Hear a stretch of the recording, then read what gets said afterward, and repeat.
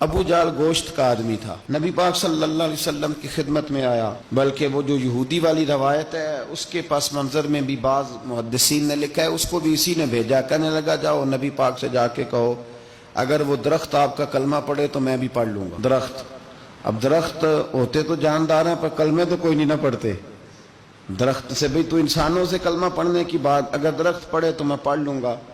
تو نبی پاک صلی اللہ علیہ وسلم دور بیٹھے تھے، درخت دور تھا، اور امام سیوطی علیہ رحمہ نے لکھا ہے درخت بھی کیکر کا تھا۔ نبی پاک صلی اللہ علیہ وسلم نے فرمایا اس یہودی سے کہ تو جا کے درخت کو کہہ کہ تجھے نبی پاک بلاتے ہیں۔ فرمایا میں گیا تو پھر تم نے کہنا جادو کر کے بلایا ہے۔ احتیاط بھی کی، ہر چیز آنکھوں کے سامنے رکھی، تو جا کے کہہ کہ تجھے بلاتے ہیں۔ وہ بندہ گیا، جا کے کہنے لگا، اور امام سیوطی نے اس کو لکھا ہے، کہنے لگے اس نے نبی پاک کا نام بھی نہیں لیا، کیونکہ ابو جہل اینڈ کمپنی کو پتا تھا کہ مصطفیٰ کے نام میں بھی بڑی برکت، خالی نام بھی نہیں لیا۔ کہنے لگا درخت وہ جو سامنے بیٹھے ہیں نا وہ تجھے بلا رہے، نام نہیں لیا حضور کا، وہ جو سامنے بیٹھے ہیں نا، جاءت لدعوتہ الاشجار ساجدۃ، امام بوصیری کہتے ہیں درخت آیا اور سجدہ کرتا ہوا، زمین چیرتا ہوا آیا۔ کس طرح آیا؟ پہلے آگے جھکا، پھر پیچھے جھکا، دائیں جھکا، بائیں جھکا۔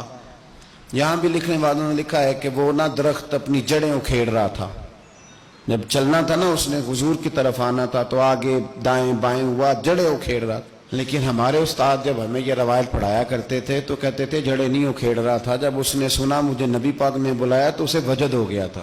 تو درخت آیا، اس نے آ کے نبی پاک کو سجدہ کیا، لکڑی کا بنا ہوا درخت ہے، سجدہ کیا۔ سجدہ کرنے کے بعد درخت اٹھا اور اٹھ کے اس نے نبی پاک کا کلمہ پڑھا۔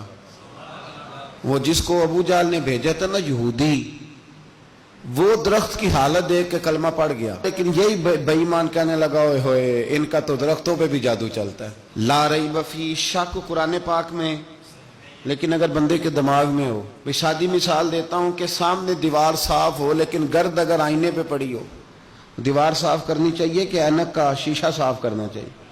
ساری زندگی لوگ دیوار صاف کرتے گزار دے۔ ابو جہل پھر آ گیا، کہنے لگا اگر آپ چاند کے 2 ٹکڑے کر دیں تو میں کلمہ پڑھنے کو تیار۔ اچھا یہاں بھی بڑی مزے کی بات ہے، اللہ نے پہلے کہہ دیا نبی پاک کو کہ ان الذین کفروا سواء علیہم اانذرتہم ام لم تنذرہم لا یؤمنون۔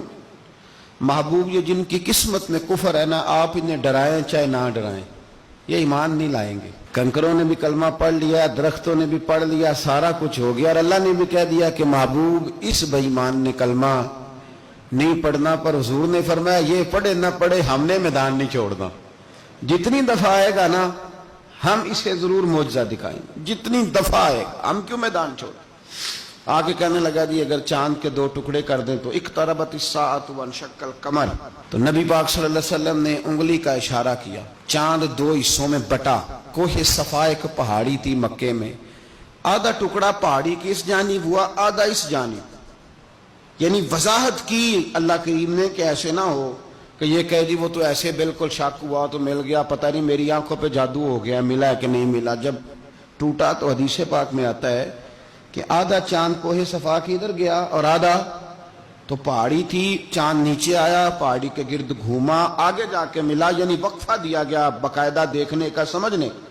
پوری دنیا میں جتنے لوگ اس وقت چاند دیکھ رہے تھے، ہندوستان تک روایتوں میں ملتا ہے کہ لوگوں نے گواہی دی کہ ہم نے چاند ٹوٹتے دیکھا ہے۔ زمانہ مان گیا، لوگوں کی چیخیں نکل گئیں، لوگ قدموں میں گر گئے، پر وہ جس کے دماغ میں شک تھا نا وہ نہیں مانا۔ شجر و حجر پہچان گئے پر انسان کی نظروں میں شک ہی رہا۔